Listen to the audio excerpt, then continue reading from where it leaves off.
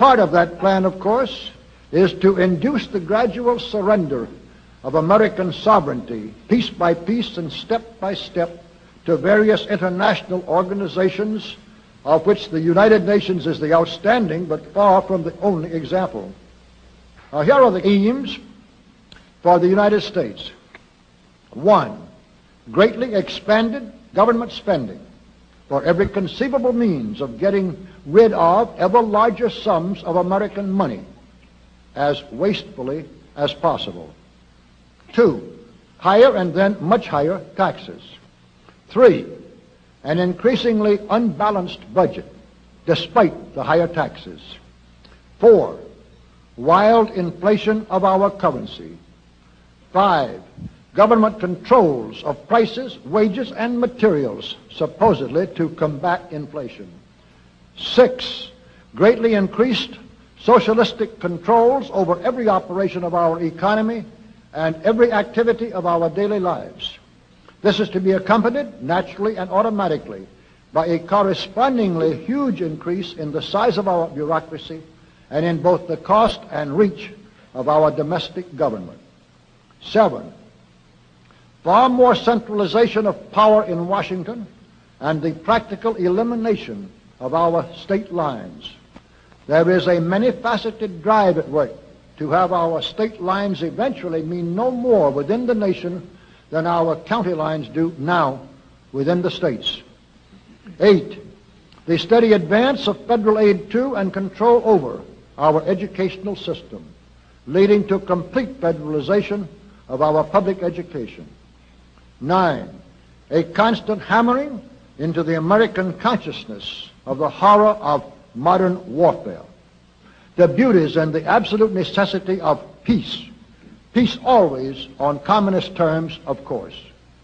And 10, the consequent willingness of the American people to allow the steps of appeasement by our government which amount to a piecemeal surrender of the rest of the free world and of the United States itself.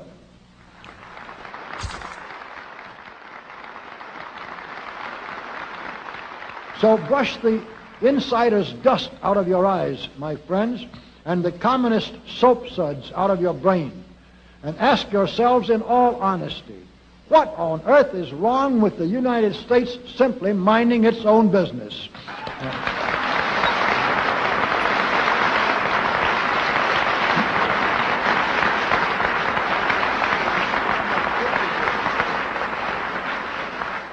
Or with having its foreign policy function primarily for the safety and benefit of the American people.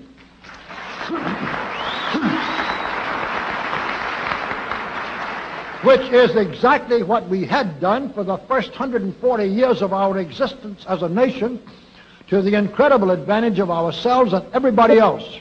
Everybody, that is, except a numerically small clique of power-lusting conspirators who had somehow inflicted themselves on a gullible world. While we turn to a very brief summarization of what we hope the John Birch Society will help and even sometimes lead the American people to accomplish during the next 15 years.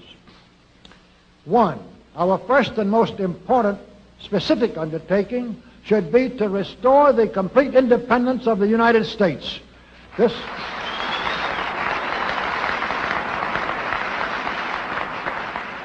This includes our resolution to get us out of the United Nations and get the United Nations out of the United States.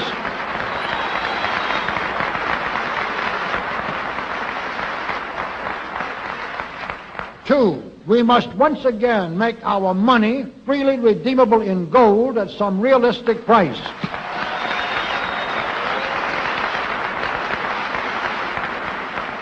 And we must take all practicable legislative steps to prevent a recurrence of the enormous thievery and other subversive crimes that have been perpetrated on the American people through a contrived inflation by every president from Franklin Roosevelt through Richard Nixon. 3, we should reduce the number of government bureaus, of government civilian employees, and the whole quantity of government by at least 50%.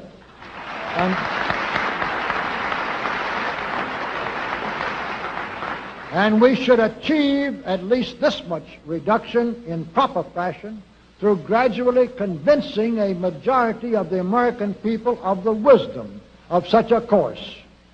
4, we should withdraw all American troops from every spot on earth that is not American soil, except when and where such troops may be required as decided by Congress to protect American lives and property from criminal vandalism.